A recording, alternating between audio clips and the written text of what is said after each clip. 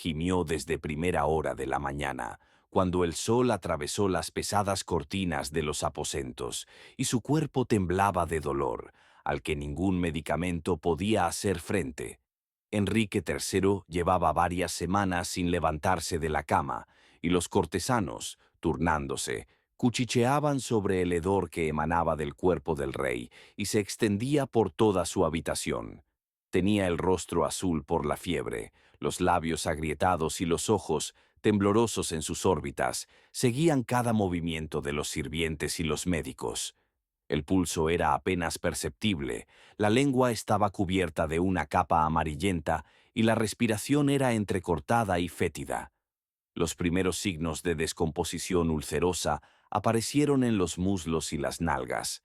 Costras y grietas impregnadas de sangre y pus desprendían un hedor que incluso los cortesanos más resistentes no podían soportar sin vomitar. Había 3 médicos.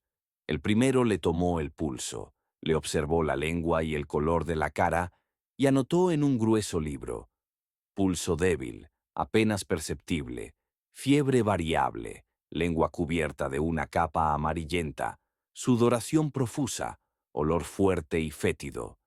El segundo observaba la orina y anotaba: orina turbia, espumosa, con restos de sangre.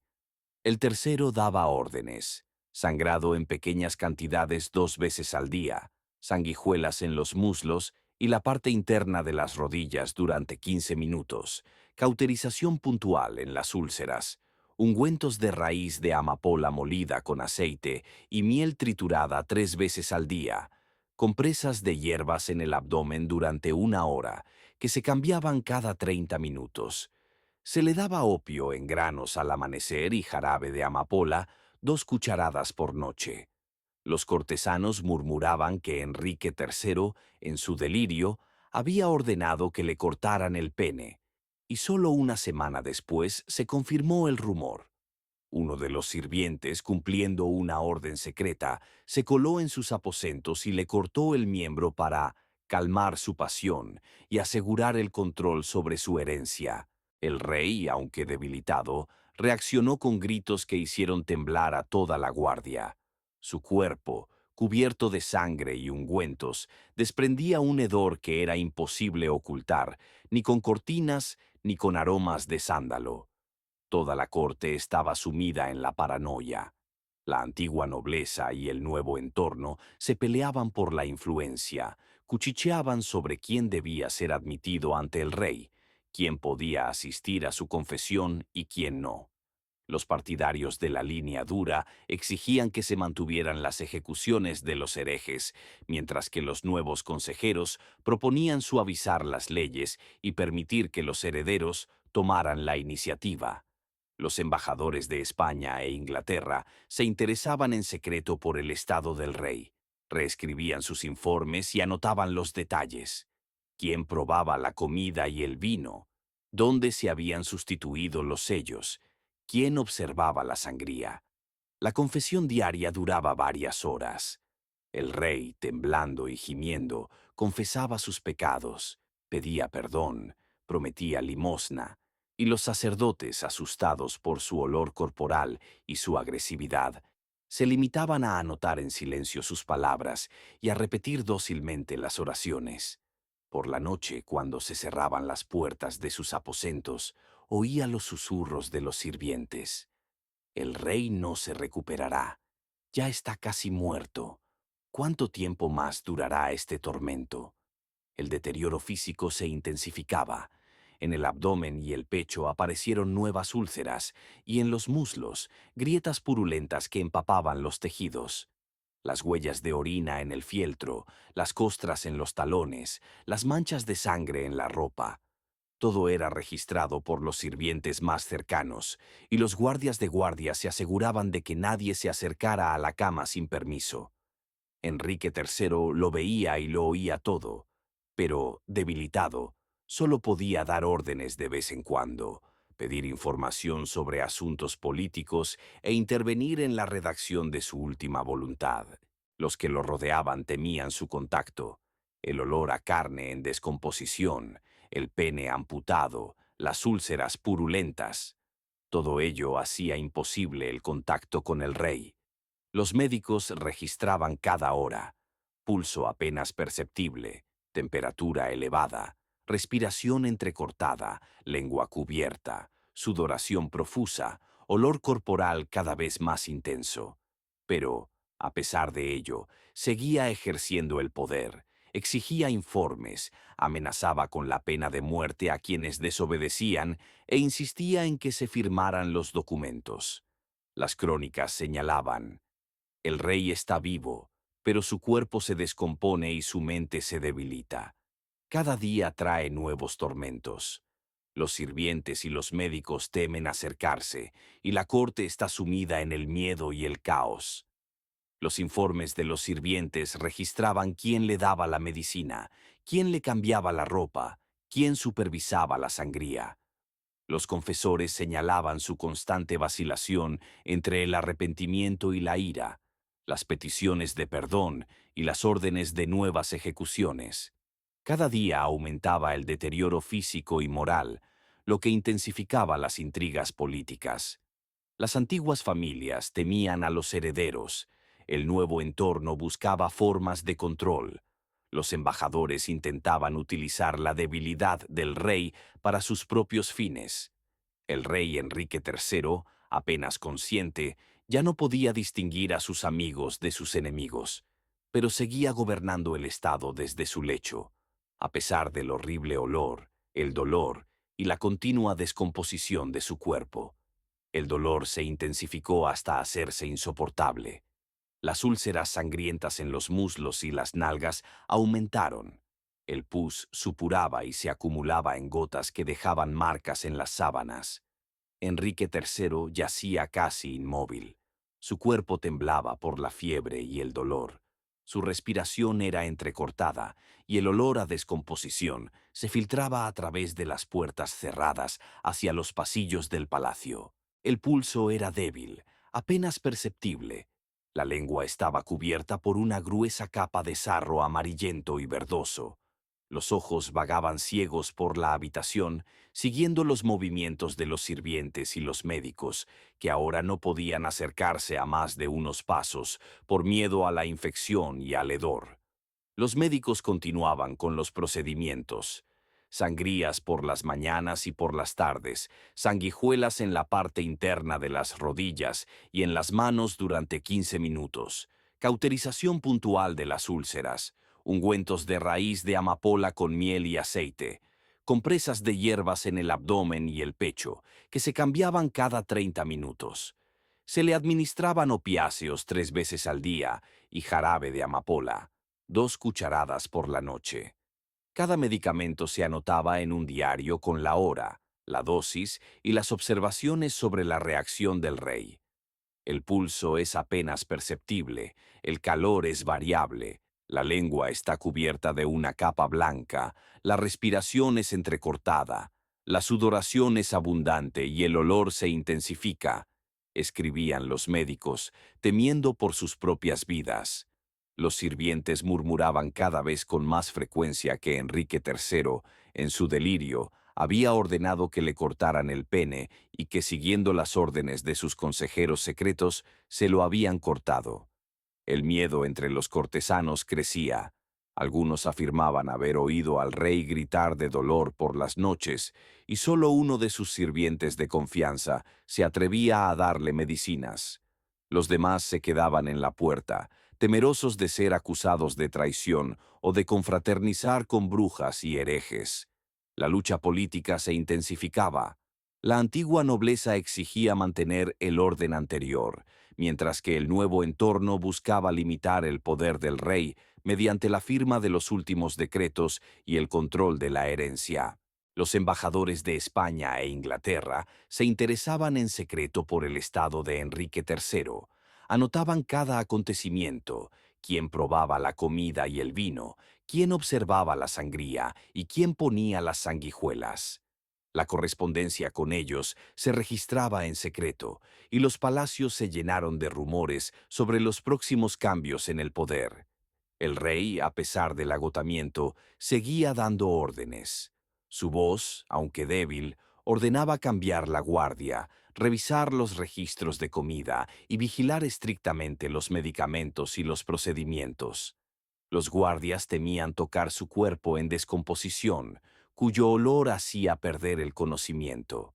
En la piel aparecieron nuevas úlceras, pus y coágulos de sangre se acumulaban en los pliegues del abdomen y en la parte interna de los muslos. Los restos de orina en el fieltro y las costras en los talones complicaban los cuidados diarios. Los confesores señalaban su constante vacilación entre el temor al juicio divino y la ira. El rey pedía perdón por sus pecados, prometía limosna, pero al mismo tiempo ordenaba nuevas ejecuciones y exigía la muerte de herejes y traidores. Los sirvientes señalaban que aún era capaz de dar órdenes, seguir los asuntos políticos y dictar las condiciones de su testamento, aunque el delirio se intensificaba y los rumores y las intrigas se infiltraban en todos los rincones de sus aposentos. Los diarios de los sirvientes registraban cada momento: quién le daba las medicinas, quién le cambiaba la ropa, quién supervisaba las sangrías.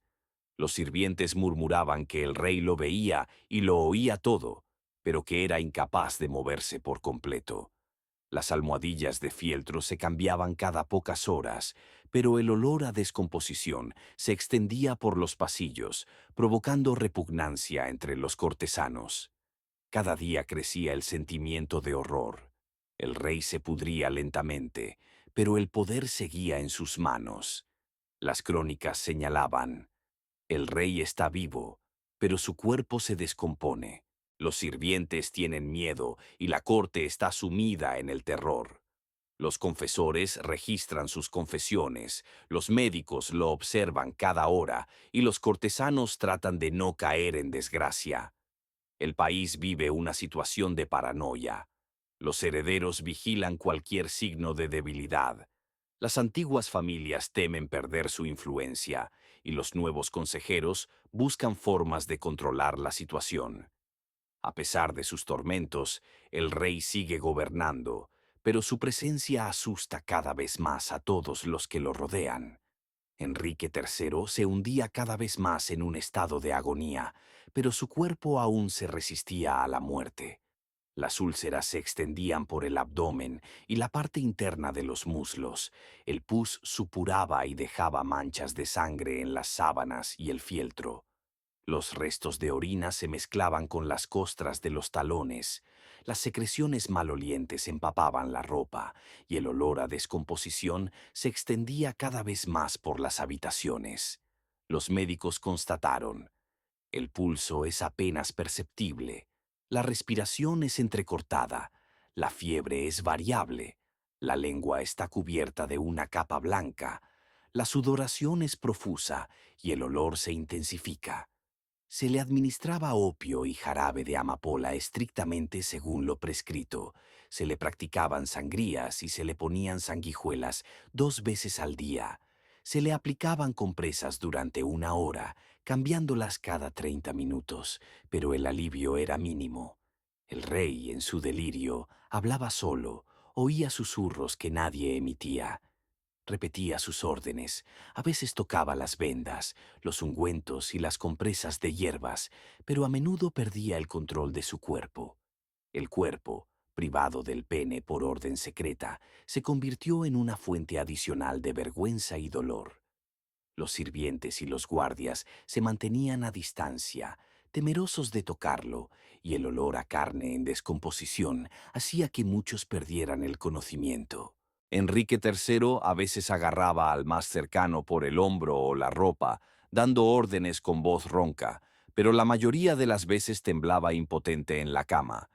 Las intrigas políticas se intensificaban. La vieja nobleza intentaba aprovechar la debilidad del rey para acelerar el cambio de poder, mientras que el nuevo entorno controlaba el testamento y la documentación. Los embajadores de España e Inglaterra observaban en secreto quién tenía acceso al rey, quién revisaba la comida y el vino, dónde se cambiaban los sellos. Cada acción se registraba en informes, y los rumores sobre los cambios que se avecinaban se extendían por el palacio. Los confesores señalaban que el rey, en agonía, seguía confesándose, pidiendo perdón y prometiendo limosnas, pero al mismo tiempo ordenaba ejecutar a los herejes y traidores. Sus delirios estaban llenos de miedo al juicio divino, pero también de una furia que aterrorizaba a todos los que le rodeaban. Los sirvientes registraban cada momento: quién le daba los medicamentos, quién le cambiaba la ropa, quién supervisaba la sangría.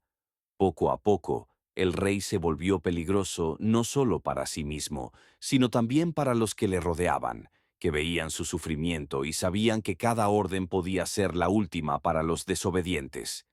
La descomposición corporal se intensificaba. Aparecían nuevas úlceras en el pecho y los brazos, se extendían costras purulentas y grietas sangrientas.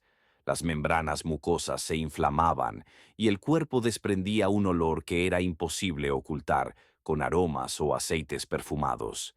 Incluso los sirvientes y guardias más fieles comenzaron a evitar el contacto directo, limitándose a llevarle ocasionalmente compresas y medicinas en largas cucharas o palos. Las crónicas registraban que el rey aún conservaba el poder, a pesar de la degradación de su cuerpo y la descomposición de su pene. Los cortesanos temían tocarlo, por miedo a irritar al rey, pero al mismo tiempo intentaban falsificar el testamento e influir en los herederos. Los sirvientes murmuraban que Enrique III, en su delirio, acusaba a todos los que le rodeaban de traición, pero que aún conservaba el poder. Cada día era una prueba. Los sufrimientos físicos y las alucinaciones se intensificaban, y las intrigas políticas enrarecían el ambiente de la corte. Los susurros y los informes de la guardia lo confirmaban. El rey apenas se mueve, el olor a putrefacción se intensifica, nuevas úlceras cubren el pecho y el abdomen, le han amputado el pene, el cuerpo exuda pus y sangre. Aún es capaz de dar órdenes, pero está perdiendo el control del cuerpo. Los médicos continuaron con sus observaciones, registrando el pulso, la respiración, la lengua y la orina, pero apenas se producía ningún alivio. Los cortesanos veían con horror cómo Enrique III se pudría lentamente, pero seguía siendo capaz de gobernar el país. Las antiguas familias y los nuevos consejeros buscaban formas de controlar al rey, mientras que los embajadores buscaban oportunidades para manipular el poder. Los sirvientes temían tocar su cuerpo, el olor a putrefacción se había vuelto insoportable, pero el rey seguía dando órdenes y observando todo lo que sucedía en sus aposentos. Enrique III casi había perdido la vista. Una película blanquecina le cubría los ojos, dejando solo vagos contornos de los sirvientes y los muebles. Los rumores, los susurros y los informes le llegaban, pero cada vez se confundía más con los nombres y los acontecimientos. Las úlceras en el abdomen, los muslos y el pecho aumentaron. El pus supuraba en los pliegues y la sangre se mezclaba con los ungüentos y los restos de orina. El pene había sido completamente extirpado y el cuerpo desprendía un hedor que ni siquiera las almohadillas de fieltro y las compresas de hierbas podían absorber. Cada paso de los sirvientes le provocaba temblores. El rey sentía su presencia, pero no podía verlos, solo adivinaba sus movimientos por el sonido y el olor. El agotamiento físico iba acompañado de un colapso mental. Enrique III repetía a menudo las mismas órdenes, pedía sangre para sangrarse, exigía que le cambiaran los ungüentos y las compresas, pero a menudo olvidaba qué procedimientos ya se habían realizado. Su cuerpo, privado del pene, cubierto de úlceras y pus, se convirtió en una fuente de miedo y repugnancia para los cortesanos. Los sirvientes trataban de acercarse con cautela, llevándole las medicinas en cucharas largas y vigilando que el rey no sintiera directamente el olor a podredumbre.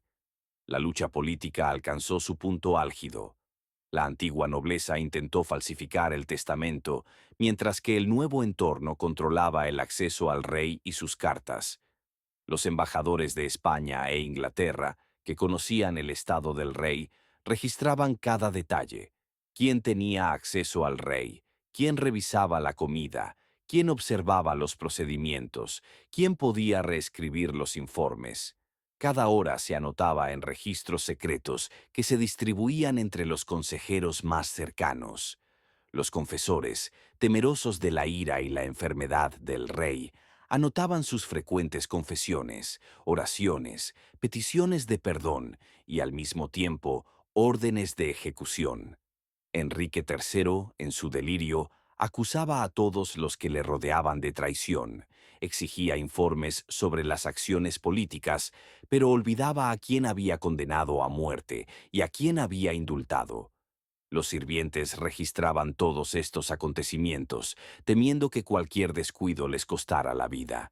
Las úlceras y las grietas se extendían por todo el cuerpo, el pus y la sangre brotaban, los músculos perdían tono y la piel se caía. El pulso era débil, la respiración entrecortada, la fiebre variable, la lengua cubierta de una capa blanca, la sudoración profusa y el olor cada vez más intenso.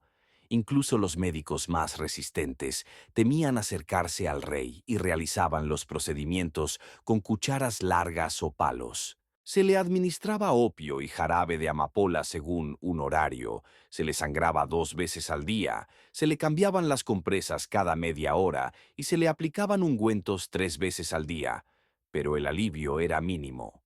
El entorno comenzó a alejarse poco a poco. El rey, que apenas se movía, seguía siendo peligroso e impredecible. Las antiguas familias intentaban reforzar la posición de los herederos. Los nuevos consejeros buscaban formas de control y los embajadores intentaban aprovechar la debilidad del rey para sus propios intereses. Los rumores sobre la muerte y el testamento se intensificaban, mientras que el rey seguía dando órdenes, sufriendo dolor, gemidos, alucinaciones, miedo al juicio divino y terror ante su propia muerte. Las crónicas registraban: el rey está vivo, pero su cuerpo se descompone. Úlceras y grietas cubren sus muslos y su pecho, le han amputado el pene y el olor a putrefacción se intensifica. Los sirvientes temen acercarse, pero el rey aún es capaz de dar órdenes. Se registraba cada acción: quién le daba los medicamentos, quién le cambiaba la ropa, quién supervisaba los procedimientos. El rey aún tenía poder, pero sentía cada vez más cerca el final. Las últimas horas de Enrique III llegaron lentamente, como si todo el palacio se hubiera paralizado en espera. El cuerpo del rey estaba casi completamente destruido. Había perdido totalmente la vista. La piel del pecho, el abdomen y los muslos se había adelgazado y estaba cubierta de úlceras y grietas purulentas, y el olor a descomposición impregnaba cada rincón de las habitaciones. El pene había sido amputado. Las úlceras en las membranas mucosas envenenaban el aire y los órganos internos, debilitados tras semanas de sufrimiento, fallaban poco a poco. La respiración se volvió entrecortada, el pulso débil, la fiebre variable. La lengua estaba cubierta de una capa espesa.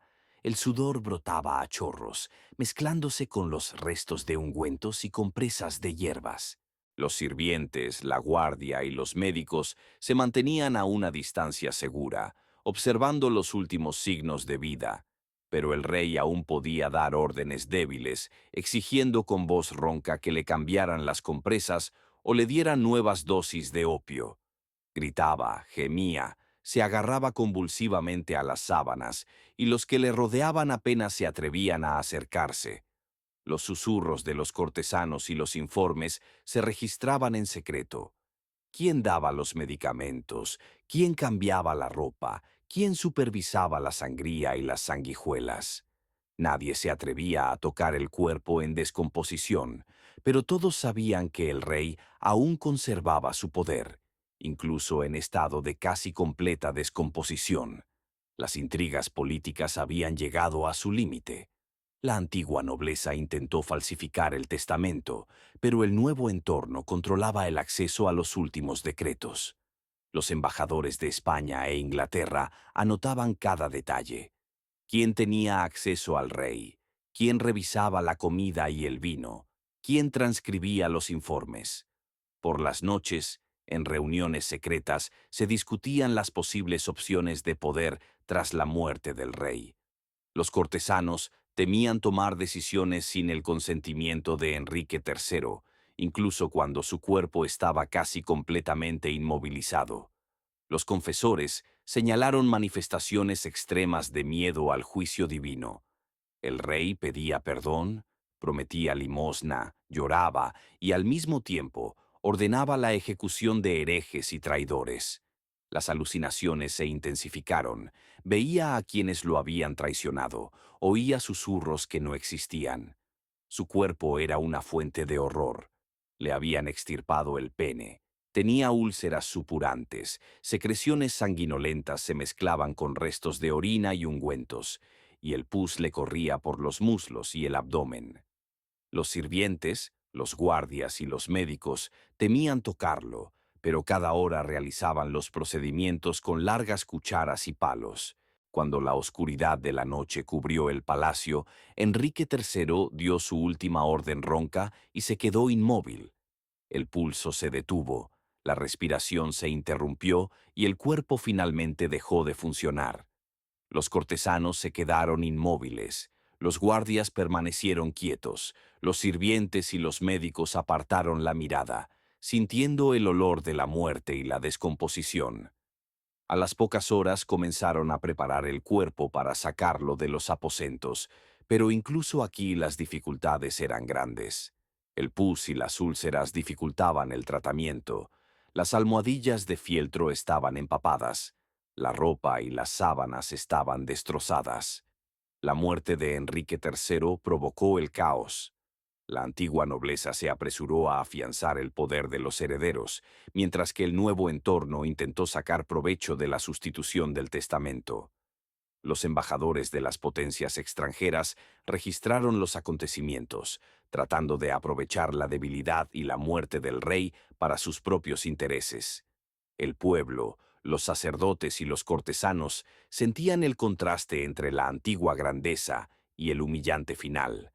El gran rey, que había mantenido al país con mano de hierro, yacía ahora desfigurado, en descomposición, privado del pene, provocando horror y repugnancia al mismo tiempo. Las crónicas posteriores escribieron: el rey Enrique III de Francia murió en medio de sufrimientos, con el cuerpo cubierto de úlceras y pus, y el pene amputado. El poder pasó a manos de sus herederos, pero la corte se sumió en intrigas y las embajadas extranjeras aprovecharon el momento. El pueblo vio cómo la grandeza daba paso al horror, cómo el miedo a Dios y a la muerte se entremezclaba con la lucha por el poder. Los tratados médicos de la época describieron más tarde el caso como un ejemplo de degradación extrema del cuerpo y la mente tras una larga enfermedad y la presión política. La muerte de Enrique III se convirtió en símbolo de la lenta descomposición, no solo del cuerpo, sino también del orden moral. El poder permaneció en manos del rey incluso en su agonía, pero con el fin de su vida se estableció un nuevo sistema basado en las intrigas, el miedo y los intentos de controlar su legado. El olor, las enfermedades, el pene amputado, las úlceras y las secreciones purulentas quedaron grabados en la memoria de los cortesanos, y las crónicas registraron para siempre la combinación de horror físico, miedo religioso y caos político que provocó cambios en el gobierno de Francia.